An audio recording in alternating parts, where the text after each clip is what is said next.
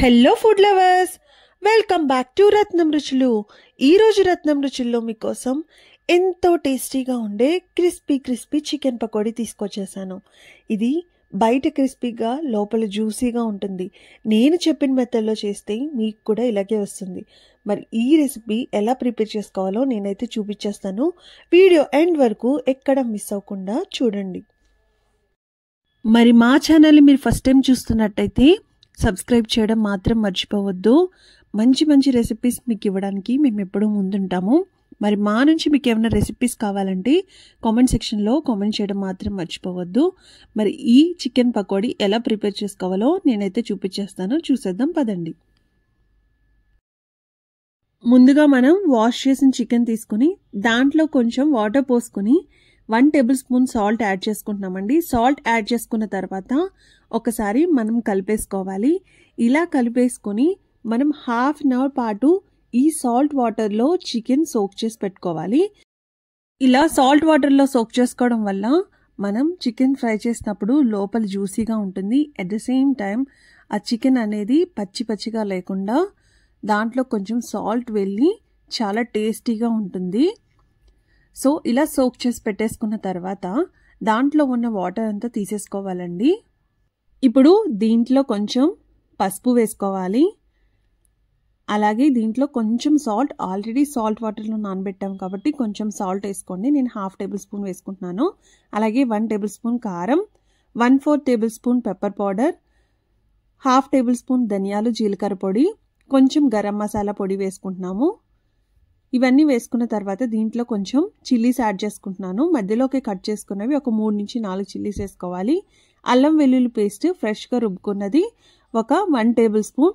దీంట్లో మనం ఎక్కువ శనగపిండి యూజ్ చేస్తామండి. అంటే 1 టేబుల్ స్పూన్ శనగపిండి యూజ్ చేస్తే హాఫ్ టేబుల్ స్పూన్ బియ్యం పిండి, half table spoon cornflour powder వేసుకోవాలి. అలాగే కొంచెం కొత్తిమీర, కొంచెం కసూరి మేతి, అలాగే కట్ చేసి పెట్టుకున్న కరివేపాకు, కట్ చేసి పెట్టుకున్న కొత్తిమీర కూడా యాడ్ చేసుకోవాలి. సో మనం శనగపిండి ఎక్కువ వాడతాం దీంట్లో. అలాగే కొంచెం నూనె వేసుకుంటున్నాము. వేసుకున్న తర్వాత ఇదంతా ముక్కలకి చక్కగా పట్టేసేలాగా మనం కలిపేసుకోవాలి. చూసారా, ఇలా చక్కగా మొత్తం కలిపేసుకోవాలన్నమాట. ఇప్పుడు లాస్ట్లో కొంచెం నిమ్మరసం యాడ్ చేసుకోవాలి. గింజలు పడితే కనుక తీసేసుకుని పక్కన పడేసేయండి.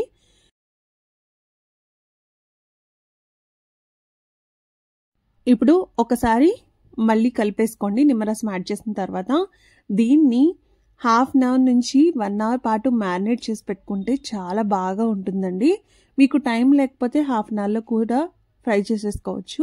ఆర్ లేకపోతే 15 మినిట్స్లో అయినా మీరు ఫ్రై చేసేసుకోవచ్చు. టేస్ట్ బాగుంటుంది. సో ఇప్పుడు మనం కడాయి పెట్టుకుని దాంట్లో డీప్ ఫ్రైకి తగినంత ఆయిల్ పోసుకుంటాము. ఆయిల్ మరీ ఎక్కువ హీట్ అవ్వద్దండి, మీడియంగా హీట్ అవ్వాలి. సో మీడియంగా హీట్ అయితేనే మనం చికెన్ ఫ్రై చేసినప్పుడు అదంతా ఈవెన్గా కుక్ అవుతుంది అనమాట. అంటే లోపల కూడా చక్కగా కుక్ అవుతుంది. మీరు హైలో పెట్టుకుని ఫ్రై చేసుకున్నట్లయితే బయటంతా మీకు మంచి కలర్ వచ్చేస్తుంది, లోపల మాత్రం అస్సలు కుక్ అవ్వదండి. సో అందుకనే మీడియం ఫ్లేమ్లో పెట్టుకుని మనం ఈవెన్గా ఫ్రై చేసుకోవాలి.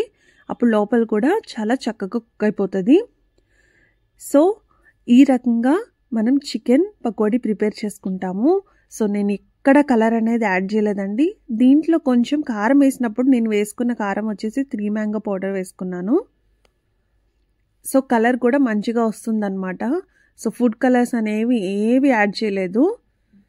సో చూసారా, కొంచెం సెటిల్ అయిన తర్వాత ఒక 5 మినిట్స్ మనం ఒకసారి చక్కగా కలిపేసుకోవాలి. సో దట్ ఈవెన్గా కుక్ అవుతాయి. సో ఈ కలర్ వచ్చిన తర్వాత మనమైతే తీసేసుకుంటున్నాము. సో బయట నుంచి అయితే చాలా క్రిస్పీగా ఉంటుంది. మనం బియ్యం పిండి కార్న్ఫ్లోర్ వేసాం కదండి, ఆ క్రిస్పీనెస్ తెలుస్తుంది. ఆ చికెన్ పకోడీ టేస్ట్ అనేది మనకి శనగపిండి ద్వారా వస్తుంది. సో మీరు కూడా ఎప్పుడైనా స్నాక్గా ప్రిపేర్ చేయాలంటే ఇలా ఈజీగా ప్రిపేర్ చేసుకోవచ్చు. చాలా టేస్టీగా ఉంటుంది. కొంతమంది చికెన్ పకోడీ చేస్తే లోపల పచ్చిగా ఉంటుంది. మీరు కనుక ఈ రకంగా చేస్తే అస్సలు ఆ విధంగా ఉండదు. చాలా టేస్టీగా ఉంటుంది. మీ ఇంట్లో పిల్లలు కూడా ఇష్టంగా తింటారు. అంతే అండి, ఎంతో సింపుల్గా ఈజీగా ప్రిపేర్ చేసుకుని చికెన్ పకోడీ అయితే రెడీ అయిపోయింది. ఈ సండేకు మీరు మీ ఫ్యామిలీ మెంబర్స్తో చేసుకొని ఎలా ఉందో కామెంట్ సెక్షన్లో కామెంట్ చేయడం మాత్రం మర్చిపోవద్దు. మరి మా రెసిపీస్ కనుక మీకు నచ్చినట్టయితే please do like, share and subscribe to Ratnam Ruchulu. అలాగే నేను పైన ఇప్పుడు జీడిపప్పుతో గార్నిష్ చేసేసుకున్నాను. ఈ జీడిపప్పు ఇలా ఫ్రై చేసుకుని వేసుకోవడం వల్ల చాలా టేస్టీగా ఉంటుందండి. పకోడీలో మధ్య మధ్యలో తగులుతూ. మీరు కూడా కంపల్సరీ ఈ రెసిపీని అయితే ట్రై చేయండి. Thanks for watching. Bye. See you in next video.